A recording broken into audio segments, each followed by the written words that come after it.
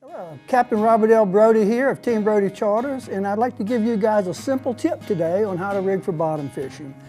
Here in the Mississippi Gulf Coast, we catch a lot of fish on the bottom. Just about every species of fish that swims out here will feed on the bottom.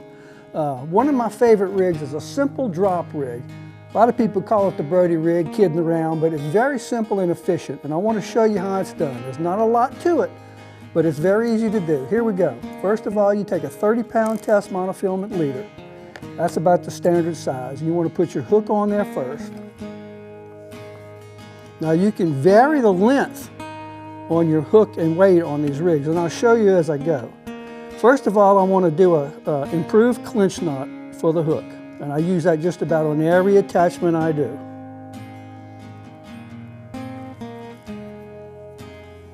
At least 5 turns and that's it. Okay, now you want to snip that off pretty close, keep it clean. Now, when you want to do your drop down for your lead, you can vary this right here according to what you want to fish for. Now, if you're fishing for drum and you want to keep your bait close to the bottom, I would tighten this up real tight and keep that lead right here close. Now, if you're fishing for like redfish or even speckled trout, like if you know there's speckled trout in the area, you know, make that a little bit longer, like that, okay? And that way, that live shrimp or bull minnow or menhaden, whatever you're using, can swim around much more freely. Okay, so I'm gonna do one about like I would do for the standard white trout and ground mullet fishing. So I take that double line right there, bend them together, and I make a simple loop. 1, 2, 3, just like that, and then tighten that up and cinch that up very carefully. You want a good clean knot. Okay, now I'm going to give about 2 or 3 inches below the hook. I'm going to snip that off. Going to take your lead, which is generally about a 3/4 ounce to a 1 ounce lead. Now I like the 1 ounce on light tackle. I like so my clients can cast this thing a mile. And you get that bait way out there, that way you can cover a lot of ground. You know, the fish might not be, you might cast 40 yards out, but they may be 20 yards in, but still you're covering a lot of ground out there, so it helps you locate the fish. So you go with another improved clinch knot for your lead. Cinch it up nice. Sometimes that thing will slip because that hole's kind of big on that lead. Just clip it off close. And there is your basic drop rig. That will catch just about everything that swims. Nothing to it. Anybody can do it, not a problem. Now, to attach it to your main line, to your fishing line, now I do not use a swivel. I avoid using any kind of extra gear.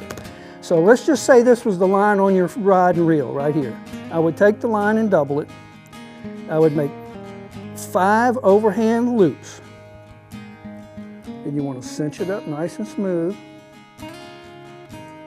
and cut it off clean. Okay, we've got the main line loop. It's clean, ready to go. Now you want to take your leader. You put the main line through the loop of the leader and bring it down. You want to bring the hook and the leader through the main line loop, all in one motion. And you want to cinch it up just right. You don't want them to kind of overlap. You want them to be very smooth. You want it to look uniform on both knots.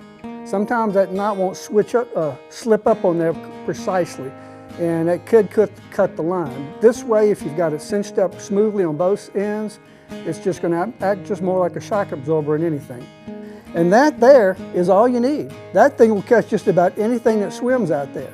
And as another point of this too, though, I like this rig, is when you're fishing like on oyster bottoms and stuff, this rig here, if there's a little bit of current, your hook and bait doesn't get caught in the oyster shells near as much.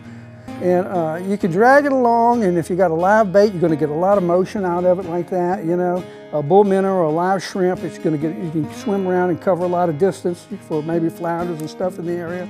And this is one of the best rigs that I use. And like I said, there's not a fish out there that you can't catch on this rig.